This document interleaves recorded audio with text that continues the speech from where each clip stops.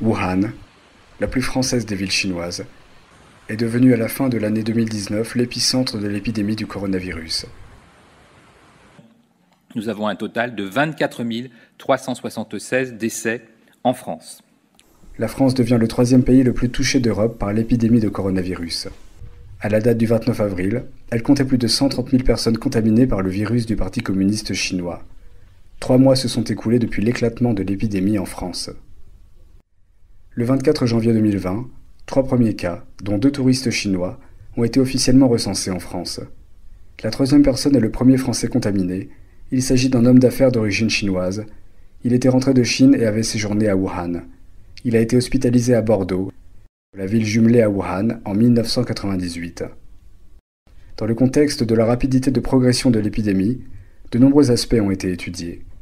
Parmi eux, des analystes politiques mettent en avant ses relations avec le Parti communiste chinois. Le dialogue diplomatique entre la France et le Parti communiste chinois débute en 1964. Pendant la guerre froide des années 60, la République populaire de Chine, en tant que pays communiste, était largement isolée de l'Occident. Et la France était la première des grandes puissances occidentales à établir des relations diplomatiques officielles avec le Parti communiste chinois, ce qui a suscité une grande polémique à l'époque. En 1966, le général de Gaulle et Zhou Enlai, le premier ministre de Mao Tse-tung, ont décidé de faire de Wuhan la ville modèle de la coopération franco-chinoise, d'après Serge Lavrov.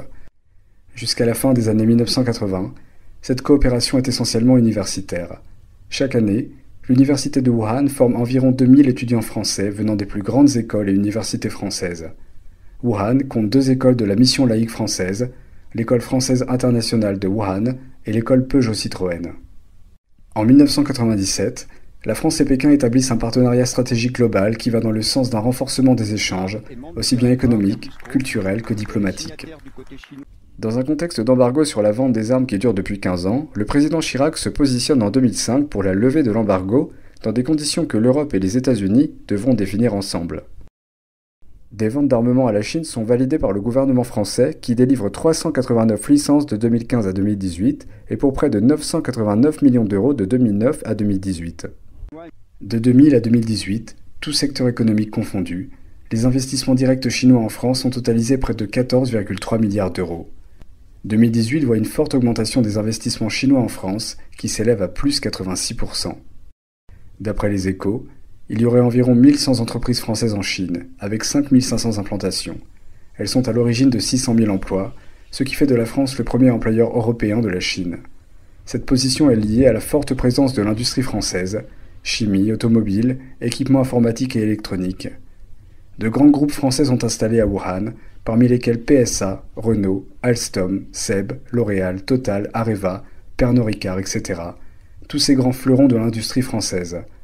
Wuhan, l'épicentre actuel de l'épidémie, concentre à elle seule 40% des investissements français en Chine.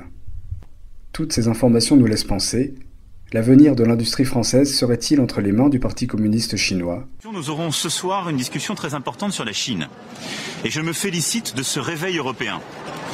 Depuis le début de mon mandat, j'appelle à ce qu'il y ait véritablement une prise de conscience et la défense d'une souveraineté européenne. L'Occident, et notamment les États européens et la France en premier lieu, doivent retrouver leur souveraineté pour de nombreux domaines. Par exemple, la production de médicaments, la production de masques, pour laquelle nous sommes dépendants aujourd'hui de la Chine. Donc il faut réorganiser le système économique mondial, et pour dire les choses clairement, il ne faut plus que la Chine soit l'usine du monde, parce que le monde est en danger à ce moment-là. D'après la tribune du député Éric Ciotti, totalement aveuglé par le profit, nous nous sommes liés les mains, faisant des Chinois les maîtres de notre avenir industriel et pharmaceutique, mais aussi du cours géopolitique du monde. Si ces inquiétudes sur l'avenir de l'économie française ont sonné l'alarme, le plus préoccupant pour la France à l'heure actuelle est d'avoir aidé le Parti communiste chinois à construire le laboratoire P4 de Wuhan au vu de la pandémie qui sévit dans le monde. Dans les années 2000, la coopération franco-chinoise à Wuhan se poursuit dans le domaine médical. En 2003, suite à la pandémie de SRAS-1, la Chine fait savoir à Paris qu'elle souhaite acquérir un laboratoire de haute sécurité biologique. Cette demande fait polémique dès le début. En cause, les soupçons des services de renseignement français quant aux intentions de la Chine de créer un programme biologique offensif. Le SGDSN, Secrétariat général de la Défense et de la Sécurité nationale, redoute qu'un P4 puisse se transformer en arsenal biologique. En 2004, le Dr Chen Ju, futur directeur du P4 de Wuhan, l'ami de l'ancien président Jiang Zemin, a rencontré le Premier ministre Jean-Pierre Raffarin. Puis, lors d'une visite à Pékin, Jacques Chirac scelle une alliance avec son homologue chinois. Les deux pays décident de s'associer pour lutter contre les maladies infectieuses émergentes. Ce partenariat gouvernemental aboutit à la construction du laboratoire P4 de Wuhan et sonne le commencement de certains projets scientifiques de coopération franco-chinoise. En réalité, la coopération franco-chinoise espérée entre le P4 Jean-Mérieux INSERM de Lyon-Bron et celui de Wuhan ne démarrera jamais vraiment. Alain Mérieux lui-même le confirme à la cellule d'investigation de Radio France. On peut dire sans dévoiler un secret d'État que depuis 2016, il n'y a pas eu de réunion du comité franco-chinois sur les maladies infectieuses. En effet, le très sensible laboratoire de virologie P4 de Wuhan a peu à peu échappé au contrôle des scientifiques français. Contrairement aux promesses initiales, les Chinois travaillent donc sans regard extérieur de chercheurs français. Également depuis 2000, la France intensifie la coopération et les échanges hospitaliers avec la Chine, en particulier dans le domaine de la transplantation. Le CHU de Bordeaux coopère avec l'hôpital Asia Earth de Wuhan, un centre de cardiologie. Le CHU de Bordeaux n'est pas le seul hôpital français à avoir développé des partenariats semblables. En fait, les CHU de Paris, Montpellier, Strasbourg, Nantes, Toulouse, presque toutes les plus grandes villes de France ont aussi développé ce genre de partenariat. Le célèbre hôpital Jiangnan de Wuhan est même surnommé le modèle de coopération hospitalière sino-française. Celui-ci a aussi été accusé d'avoir participé au prélèvement forcé d'organes.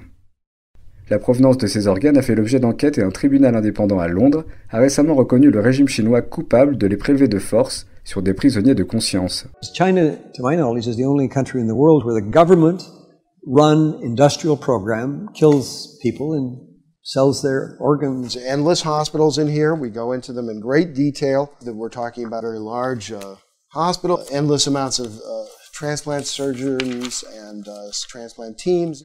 It was bringing in about $9 or $10 billion a year. This industrial transplant operation going on across China now. It's a lot of money. A lot of hospitals are financing a lot of their activities through that.